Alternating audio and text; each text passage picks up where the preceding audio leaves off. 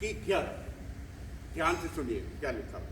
धन्य हो तुम जब मनुष्य मेरे कारण तुम्हारी निंदा करे। मुबारक हो तुम लोग जब सब लोग मेरे कारण तुम्हारी निंदा करें। पहली बात। दूसरी आगे और सताएं और तुम्हें सताएं। दूसरी बात। और झूठ बोल बोल कर तुम्हारे विरोध में सब प्रकार की बुरी बात कहें। झूठ बोल बोल कर तुम्हारे बारे में बुरी बातें कहें तो खुदा का कलाम कहता है कि चिंता ना करना, फिक्र मत करना। कल के लोग वो थे जो धर्म के लिए आपको सिखाते थे। आज वो लोग हैं जो मसीहा के नाम के कारण, मसीहा का नाम खत्म हो जाए, मसीहा का नाम मिट जाए। आप मसीहा का नाम क्यों लेते हैं, है ना? वो तो आम आदमी था, आया और चला गया, ऐसा नहीं है। माय डियर फ्रेंड्स, जब मैं किसी दिन जीसस क्राइस्ट पे बोलूँगा और उसके सताव के बारे में बोलूँगा, उसके सेक्रीफाइस के बारे में बोलूँगा, तब आपका जो शीशे की तरह आपके सामने आ जाएगा कि हु वॉज द क्राइस्ट, वो किस लिए आया। कभी खुदा चाहेगा तो ऐसा होगा। सो मत्ती की इंजील है, उसका 10 बाब, उसकी 22वीं आयत का पहला हिस्सा है कि मेरे नाम के कारण, मैं मसीहा, मैं जो हूँ सो मैं हूँ, उसके नाम के कारण जब सब लोग तुमसे पैर रखें। पढ़िए। मेरे नाम के कारण सब लोग तुमसे वैर करेंगे। बस ये अगला हिस्सा फिर पढ़ेंगे। आयतों के नंबर लिखे रहते हैं और उनके हिस्से भी बने रहते हैं। तो आज अभी हमने पहला हिस्सा पढ़ा है इस आयत का कि मेरे नाम के कारण जो लोग तुमसे बैर रखेंगे। खुदा का कलाम कहता है कि हम लोग सताए तो जाते हैं, लोग हमारा विरोध करते हैं, लोग हमारे बारे में बुरी बुरी बातें कहते हैं, हमारे लिए झूठ बोल देते हैं। मैं आप कोई बच्चा मुझे बुलाने आता है, मैं पेपर चेक कर रहा हूँ, मैसेज आता है कि आपको बुलाया। मैं कहता हूँ कि मैं ये काम करके आता हूँ। बोलिए, जाके मैसेज ये दिया जाता, वो कहता जी मैं नहीं आता। किस तरीके से लोग बात को तरोड़ मरोड़ कर इस तरीके से पेश कर देते हैं कि मेरे सारे पॉजिटिव पॉइंट जो हैं वो वहां नेगेटिव हो जाते हैं। तो लोग इस तरह की बातें करके अपने आप को मैनिपुलेट करके दूसरे के सामने पेश करते हैं, अपने आप को तरोड़ मरोड़ कर, बातों को तरोड़ मरोड़ कर पेश करते हैं। तो इसलिए खुदा का कलाम कहता है कि हम लोग चारों तरफ से क्लेश तो भोगते हैं पर संकट में नहीं पड़ते। ये खुदा है। आप लोग सताए जाओगे, आप लोग परेशान किए जाओगे, आप लोगों के लिए झूठी झूठी बातें की जाएंगी, आपको कोर्ट में खड़ा किया जाएगा। जब भी आप किसी अफसर के सामने खड़े होते हैं ना जाके, वो एक कोर्ट ही होती है, उस कोर्ट में आपको शामिल किया जाता है कि आ जाओ भाई कोर्ट में खड़े हो जाओ। तो खुदा का कलाम कहता है कि हम चारों तरफ से क्लेश तो भोगते हैं पर संकट में नहीं पड़ते। निरुपाय, जिसका कोई उपाय ना हो, वो तो हो जाते हैं पर निराश नहीं होते। लिखिए, पढ़िए जी कहाँ लिखा, दूसरा कुरिन्थियों उसका 4 बाब, उसकी 8वीं आयत बयान करती है, हम सताए तो जाते हैं पर खुदा हमें त्यागता नहीं है। ये खुदा की खासियत है, ये मेरे मसीहा की खासियत है, ये आपके मसीहा की खासियत है। वो कभी आपका हाथ नहीं छोड़ता। वो आपको थोड़ा सा शैतान को मौका देता है कि सता के देख ले मेरे बच्चे, इसके बारे में झूठी झूठी बातें करके देख ले, इसको थोड़ा सा निरुपाय कर दे। लेकिन खुदा, पढ़िए 8, हम चारों ओर से क्लेश तो भोगते हैं पर संकट में नहीं पड़ते। हम चारों तरफ से, एक तरफ से नहीं। मैं तो समझ रहा था कि चलो मैं जिस जगह पे हूँ मेरे आसपास के लोग शायद मुझे संकट देते होंगे, पर लेकिन यहाँ लिखा हुआ है कि चारों तरफ से हम लोग क्लेश तो भोगते हैं। पहला हिस्सा। दूसरा, उसका दूसरा पहलू, निरुपाय तो है। नहीं, हम चारों तरफ से क्लेश तो भोगते हैं पर में नहीं पर पड़ते। संकट में नहीं पड़ते हैं। एक लाइन के दो मतलब निकल रहे हैं यहाँ पर। हम क्लेश तो भोगते हैं पर संकट में नहीं पड़ते। आगे निरुपाय तो है। निरुपाय का मतलब होता है जिसका कोई उपाय ना हो। हम निरुपाय तो होते हैं, दूसरा हिस्सा, पर निराश नहीं होते। खुदा हमें निराश नहीं होने देता है, ये मेरे खुदा की खासियत है। ये आगे 9वीं आयत। सताए तो जाते हैं पर त्यागे नहीं सताए जाते। तो जाते हैं पर त्यागे नहीं जाते हैं। गिराए तो जाते हैं पर नाश नहीं होते।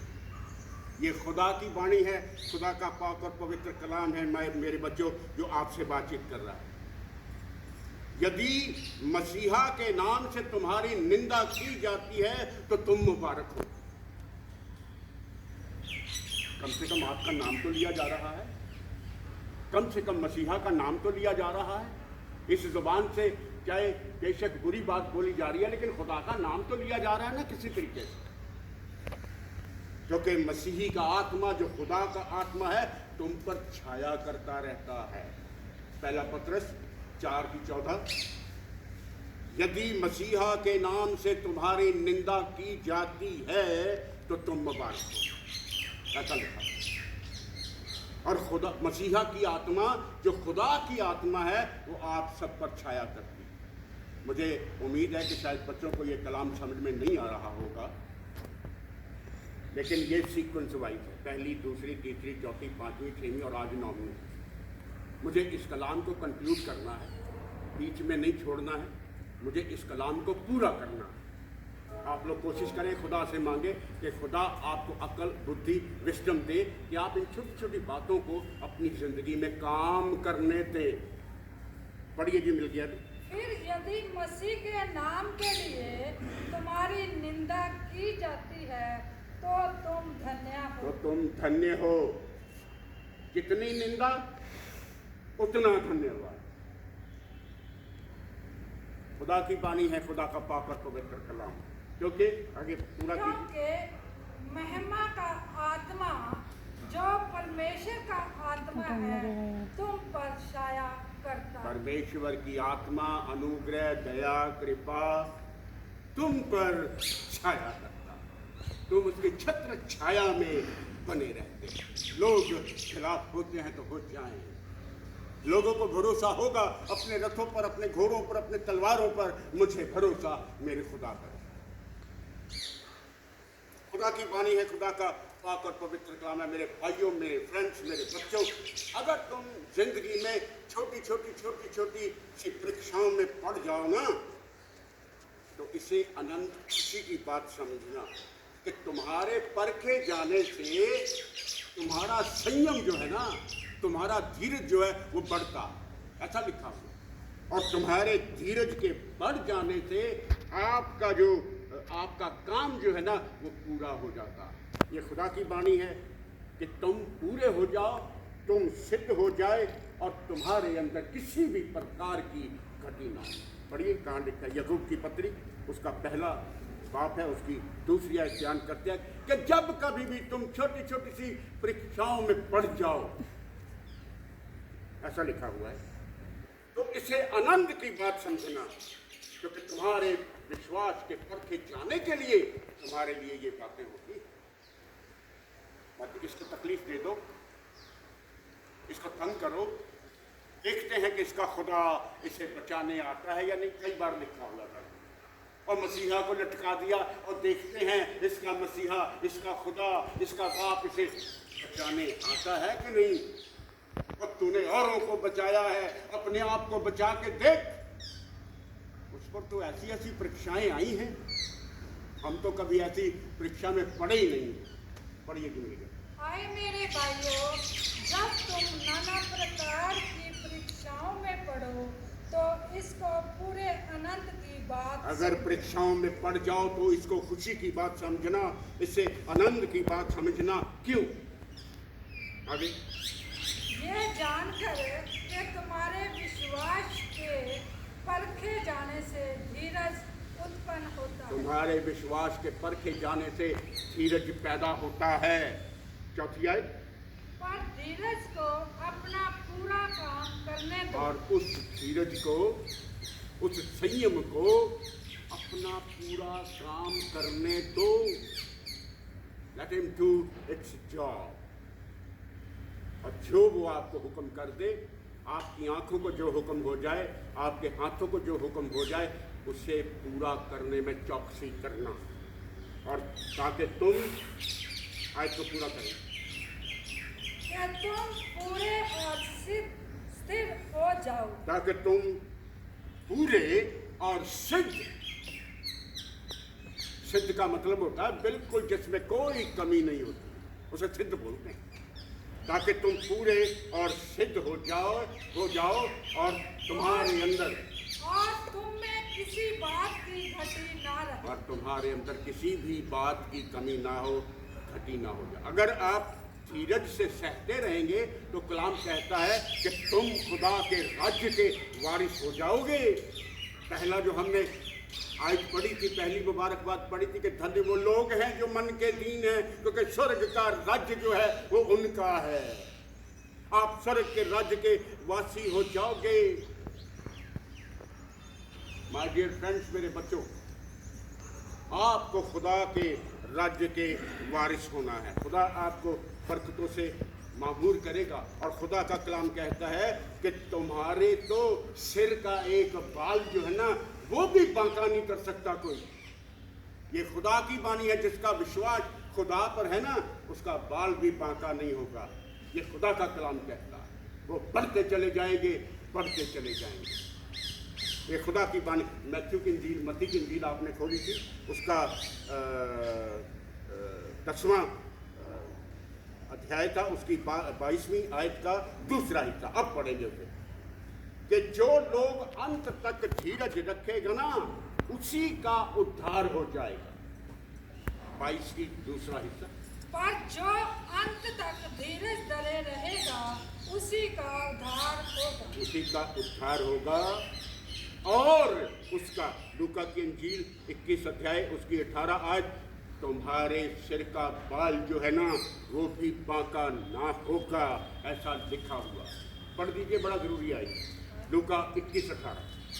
परंतु तुम्हारे सिर का एक बाल भी बांका ना होगा। माय डियर फ्रेंड, मेरे बच्चों, बुजुर्गों, भाइयों और बहनों, खुदा का कलाम कहता कि मुझ में बने रहो तो मैं तुम में बना रहूँ।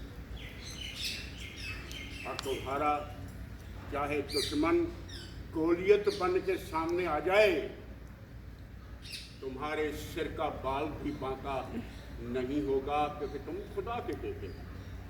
तुम खुदा की बेटियां, खुदा के राज्य में शरीक हो, खुदा की बातों में लीन हो, खुदा के हो गए हो।